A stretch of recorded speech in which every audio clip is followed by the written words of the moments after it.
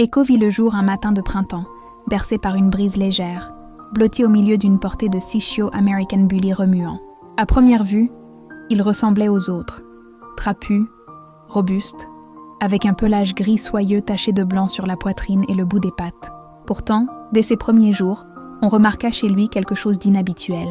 Ses yeux, d'un bleu argenté singulier, semblaient observer avec une intensité presque troublante pour un chiot aussi jeune. Madame Hartley, l'éleveuse, s'en aperçut immédiatement. Alors que ses frères et sœurs se contentaient de ramper vers la chaleur ou le lait, Echo s'arrêtait souvent pour écouter et scruter attentivement ce qui l'entourait. Il penchant la tête à la moindre voix, ses oreilles réagissaient au moindre bruit. Quand une porte grinçait à l'autre bout de la pièce, il était toujours le premier à réagir, oreilles dressées, museau pointé. « Toi, tu es un petit malin !» lui chuchota un jour Madame Hartley en caressant doucement l'intérieur de ses oreilles. « Pas seulement de la force et des aboiements, hein ?» À cette semaine, l'intelligence d'Echo ne faisait plus de doute. Il avait appris à s'asseoir simplement en observant des chiens plus âgés obéir à 3 ordres consécutifs.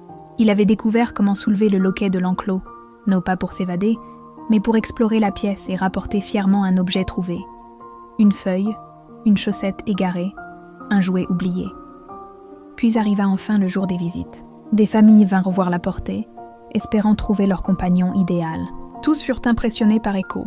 Les enfants riaient en voyant qu'il répondait spontanément à son nom et réagissait à de simples gestes.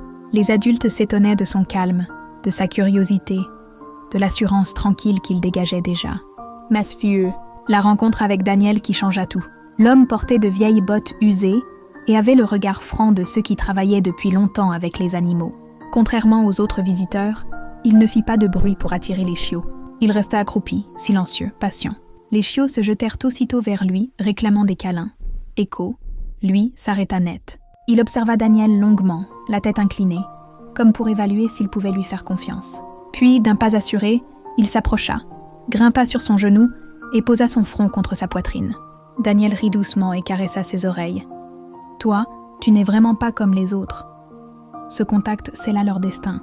Le soir même, Daniel repartit avec Echo installé sur le siège avant de son camion.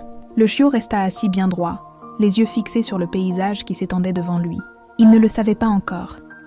Mais ce voyage ouvrait la porte à une aventure faite d'épreuves, de découvertes, d'alliances et de choix décisifs. Car Echo allait bientôt prouver qu'il n'était pas seulement un chien intelligent, mais un être au courage et à l'esprit hors du commun. Pour lui, tout commençait. SVP. Partagez, abonnez, like pour les restes.